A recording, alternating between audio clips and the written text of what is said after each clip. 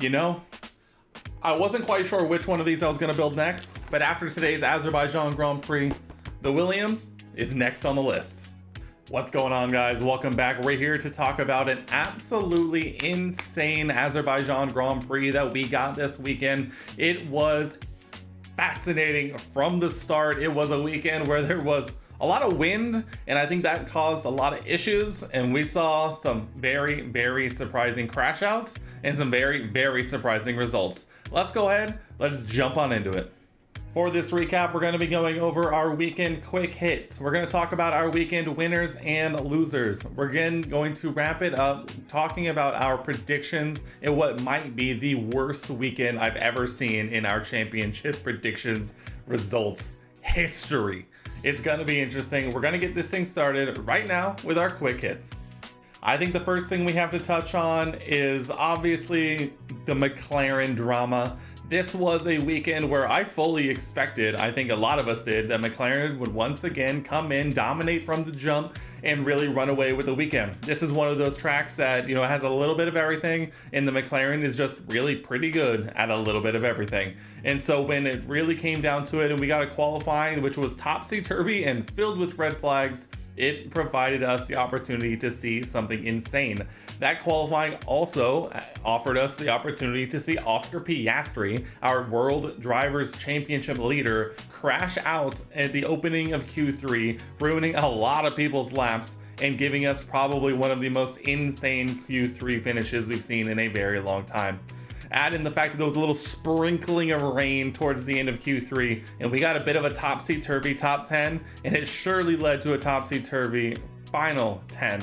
It was honestly incredible to see Oscar, like I mentioned, crashing out in qualifying, started the race in P9. Lando Norris, his championship rival and teammate, doing a full qualifying, the opportunity of the season to take advantage of this mistake by Oscar, qualifies P7 and P7 only. He was the first driver out after the multitude of red flags over the qualifying session, but with a tricky conditions and not a lot of grip out there, so to speak. He could not improve his time and finished P7. So Oscar Piastri very literally breathed a sigh of relief in the paddock, giving his interviews post-qualifying, and saw that his championship rival, his own teammate, only starting directly ahead of him on the grid, which then led us to Sunday, today, lap 1. Not even lap 1. You can start at the lights going out. Oscar Piastri jumping the start. I still would love to know exactly what happened there. Oscar jumps the start, actually causes Fernando Alonso to also jump the start and earn himself a penalty. But that was not all. He jumped the start and went into anti-stall, and before you could even blink, was down in P20 in this race. And while Lando also did not get a great start himself, dropping down from P7 to P8, it was certainly a much better result to be than Oscar Piastri, who is now following the tail end of the grid at the beginning of this Baku Grand Prix. And it didn't stop there, because not but a few corners into this race did we see Oscar Piastri, World Drivers' Championship leader, locking up, going straight on, and DNFing on lap 1 into the barrier. That was it. His day was done. And boy, was this one of those weekends for Oscar that I don't know if we'll see as bad of a weekend from him in the rest of his entire F1 career. That was as bad as this weekend. Crashes out in qualifying, crashes out on lap 1 after jumping the start, falling down to P20, and then crashing out immediately. It was It's almost beyond words just how insane this race was, from if you only look at the McLaren cars, because Lando, now with the opportunity of a lifetime, even more so in the the Constructors' Championship winning car, to move forward and put a big chunk of points on his teammates. And he struggled to do so. I mean, it was very odd to see where it just really looked like the McLaren did not have the right window of performance that you would come to expect at this point in the season. He really struggled to, get through DRS trains, in which we all know the problems that those impose. This honestly might have just come down to qualify a little better, and obviously I think it goes a little better, but the McLaren actually didn't look quite as over the top dominant as we've seen in other weekends, and so I don't know if they just struggled to get it in the right setup window or what, but Lando ultimately coming home to finish this race in P7, only putting what would be 6 points on Oscar, who, again, just, it's amazing to think that after all the horrible things that Oscar had to go through on Saturday and then this morning on Sunday morning, it is incredible that Lando would have gotten more points over Oscar if Lando had won the race and Oscar had finished P2.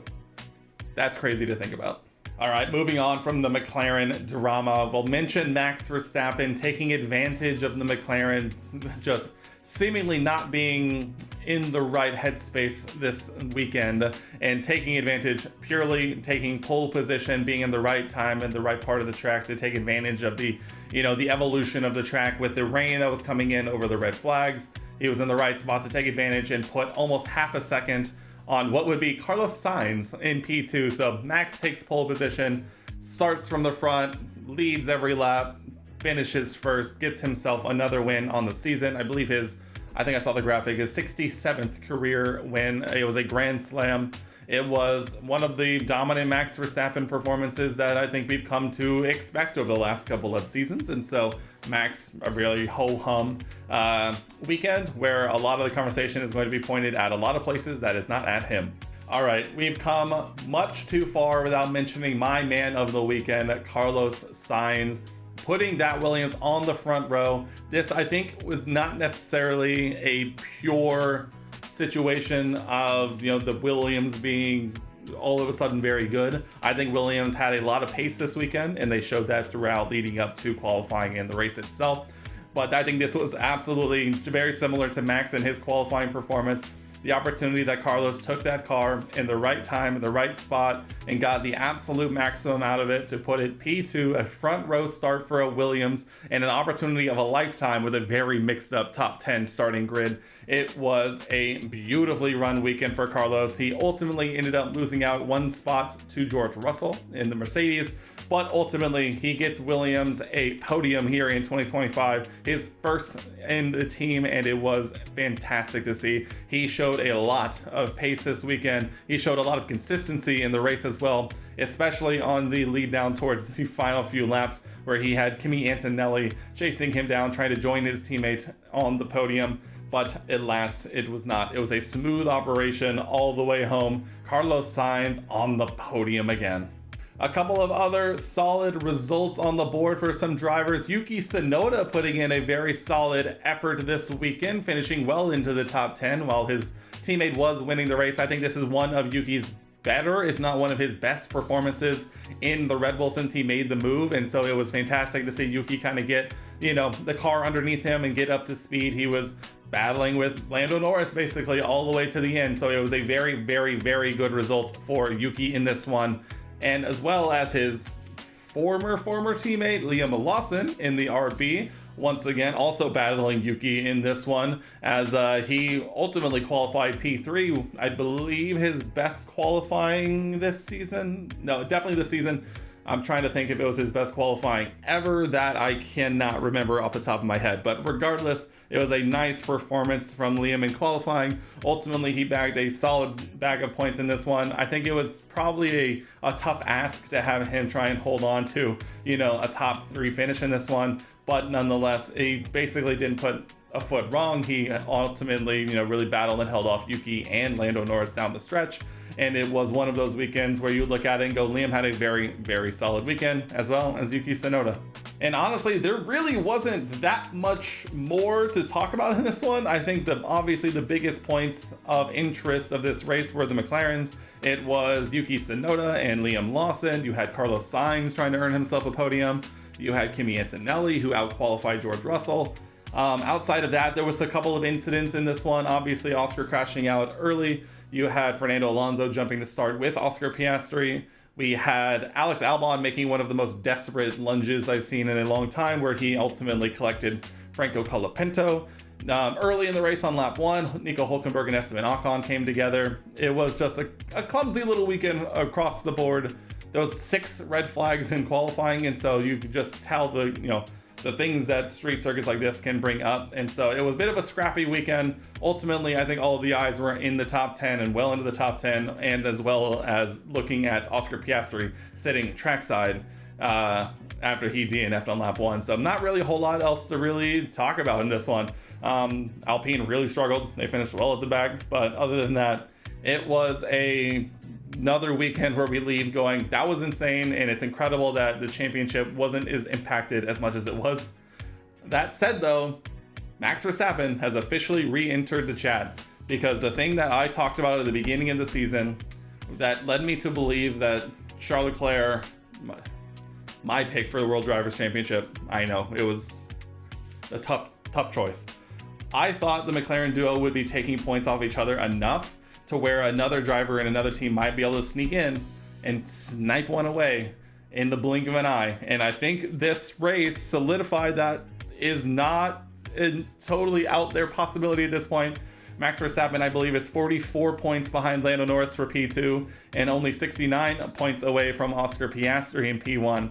If the McLaren duo are going to start struggling and having weekends like this consistently, and Max is taking advantage and winning races, I'm just saying, we've seen crazy things.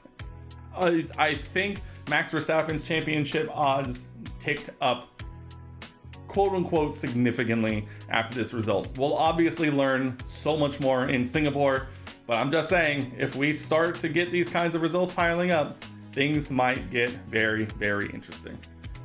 All right, let's move on now to our weekend winners and losers. And as always, we will begin with our weekend winner. I already mentioned it. You can already guess it. It has to be Carlos Sainz in this one. A front row start in Williams and a first podium for the team. This is a result that I think a lot of us have been waiting for. Obviously, we've seen a lot of very, very good results from Alex Albon, multiple top 5 finishes this season, and it really felt like Carlos was always one moment away from kind of joining Alex in these, over the top, very, very good results. And it was just about time that we saw one of these, and I don't think any of us would have been, I'm sure Carlos would have been very disappointed, and we would have all left going, oh, that would have been really nice. But even if Carlos had finished P4 in this one, if Antonelli had caught him towards the end of the race, I think we all still would have left the weekend going, it's really nice to see Carlos finally get that good result under his belt, and it makes it just that much sweeter when it comes with a podium. Let's go ahead and move on quickly to our weekend loser, and once again, I think I touched on it pretty much right out. I'm going with my weekend loser of Oscar Piastri. It has to be. This feels like something we would have expected to see in his rookie season, not necessarily in his I'm leading the World Drivers' Championship by over a race win at this point season. It was a bizarre weekend, crashing out in qualifying, crashing out in race, jumping the start, all of these things adding up, and it's one of those where I'm sure Oscar is super glad that there's a week off in between before they head to Singapore, so he can kind of rest, regroup, and recover on the way towards the next weekend. Although at the same time, I'm sure he would love nothing more than an opportunity to go to a different track, get back in the car, and make it right. So it's going to be very interesting to see what happens in Singapore, but boy, must this one definitely probably has to hurt. I'm sure he's breathing all of the sighs of relief that Lando was only able to finish P7 in this one, and it's like this one could have been championship defining if Lando had been able to take advantage, like a lot of us were kind of expecting him to, obviously being in the McLaren. But when he qualified P7 and really struggled in the pack in this one, I think that a lot of Oscar fans were breathing very big sighs of relief in this one. So Oscar, regroup, refocus. You have only a handful of more races to go. All it's going to take is some solid results and just being there consistently. If this is the beginning of the end, this one is going to hurt even more when it's all said and done. So unfortunately, Oscar, the one time off, you're my weekend loser this time out. All right, let's move on now to our predictions, results, and I mentioned it at the top. This is by far the worst predictions weekend across the entire championship that we've had. It is my worst weekend by far and away because, and I'll spoil it now, I scored 0 points this weekend. 0. Count them up on one hand. 0 points. And I felt it the entire way. I knew it was probably in some trouble when qualifying finally finished, but boy, did this one feel like I could have at least snuck in a point, but it just really didn't come true. Let's go through my predictions and we'll talk about what we saw. My biggest positive surprise for the weekend was Charles Leclerc. Normally a Baku savant, ended up struggling mightily in this one, really struggling in different moments here and there, and ultimately finished basically right next to his teammates down in P9. And so a very long weekend for Charles, who never really looked like he was up to pace. There was a couple of moments here or there that they might have looked like they could challenge for something like a pole to try and convert, but ultimately qualifying was missed, and ultimately the race was no better. As we move on to my pick for biggest disappointment, let's go to the other side of the garage. Lewis Hamilton, who has struggled a bit here in Azerbaijan the last couple of years, and ultimately, if Charles had done as well as I was expecting him to, I probably would be giving myself the point for this. But the fact that he finished ahead of Charles on track, he did finish in P8. It was a tough weekend for Lewis, who looked like he was sliding a lot and just really did not have the same pace that he was going to need to really truly compete. There was an opportunity late where he was trying to chase down Lando, but a DRS train basically ruined that one for him. And so as much as I basically nailed it in my sheet that said that he was going to finish further down the points and really struggle in this one, when he finishes ahead of his teammates and they're basically right next to each other on track, this one does not count for me. So I went all in on Ferrari and they let me down mightily. As we move on now to my pick for qualifying top 3.